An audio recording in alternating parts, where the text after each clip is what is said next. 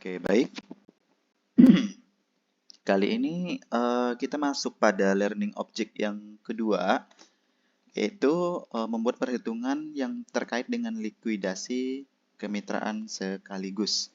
Jadi di sini kita akan menghitung ya hubungan antara mitra satu dengan mitra lainnya sekaligus menghimpun seluruh mitra-mitra yang tercakup seperti itu.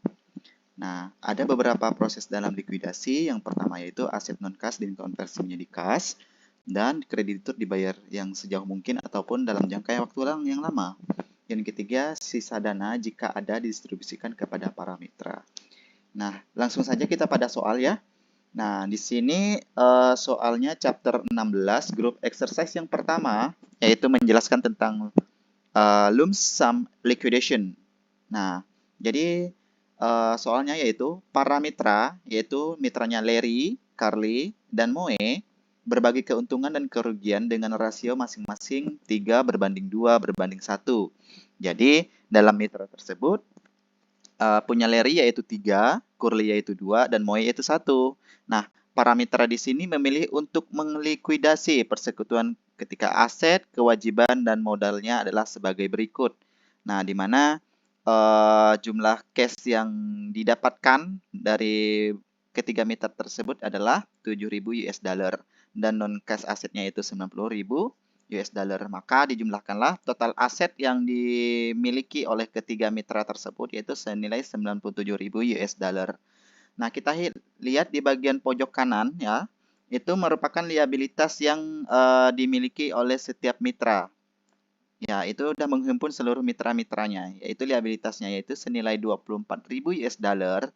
Nah, loan Mary itu senilai 5.000 dolar. Loannya juga si punyanya Mo itu 5.000.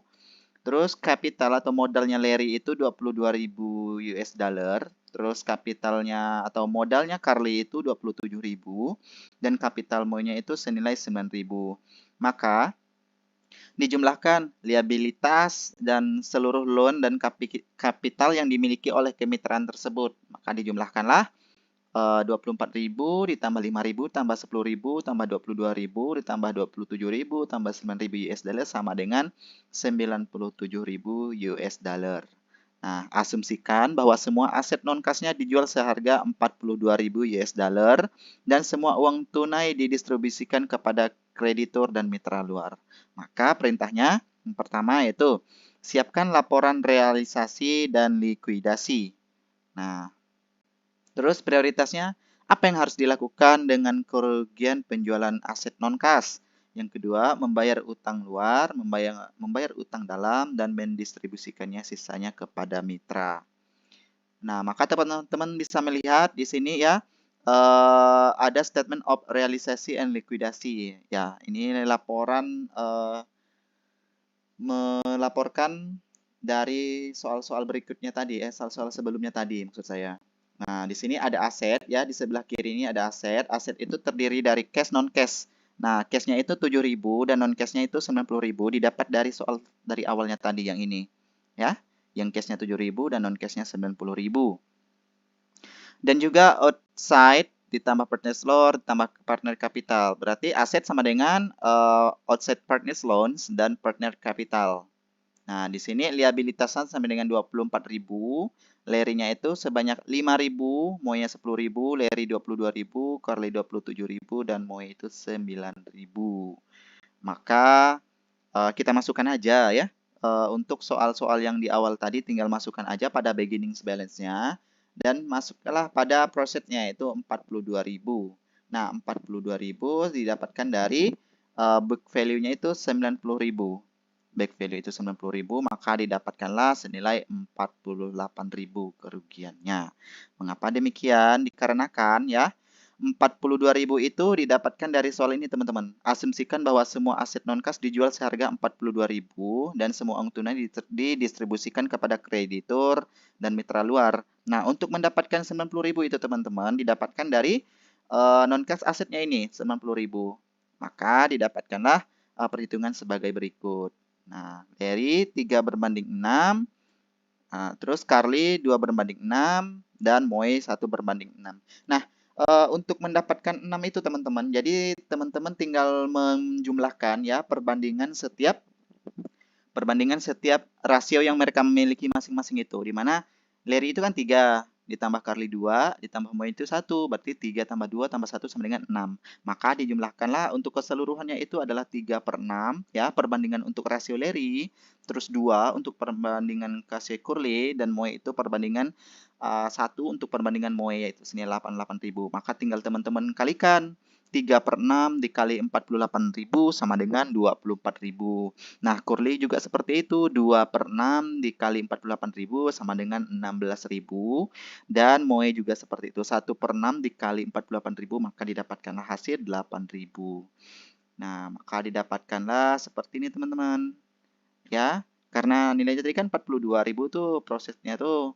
Maka dimasukkanlah dalam proses case-nya ya, asset sale dan loss allocation. Jadi 90.000-nya itu berkurang. Ini berkurang. 24.000, 16.000, dan 8.000. Nah, maka dihasilkanlah ya di bagian cash ini 7 ditambah 42.000 sama dengan 49.000, dan 90.000-nya tuh hangus habis karena dijual pada loss allocation-nya itu 90.000. Nah, outside liabilitasnya 24.000 ya, turun semua. Ini 24.000 dikurang 22.000 sisa 2.000. Ini 11.000 dan 1.000 ya.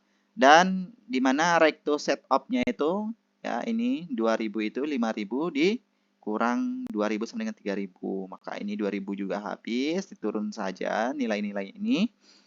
Dan maka untuk outside distribution-nya yaitu 24.000, bagian cash-nya dan outside liabilitasnya tetap 24.000.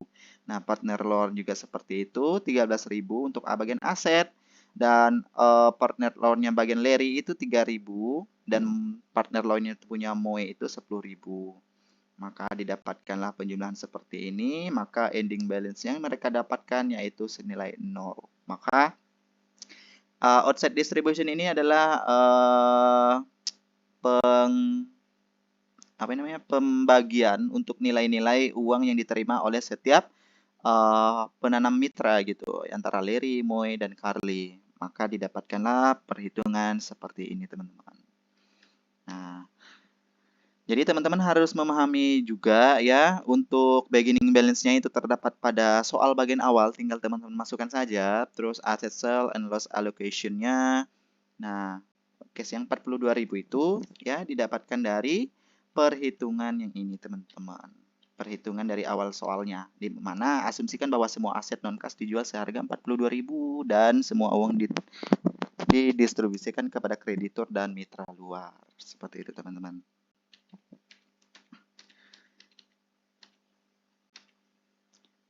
Jadi yang perlu diperhatikan itu adalah nilai dari outside distribution-nya ini ya. Ini 24.000.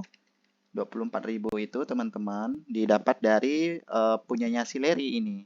Punya Larry 24.000, 3/6 dikali 48.000 sama dengan 24.000. Nah, punya Curly juga seperti itu 16.000 dan Moe itu 8.000. Maka teman-teman harus mengingat setiap nominal yang punya si Larry, Carly, dan Moe itu berapa nilainya.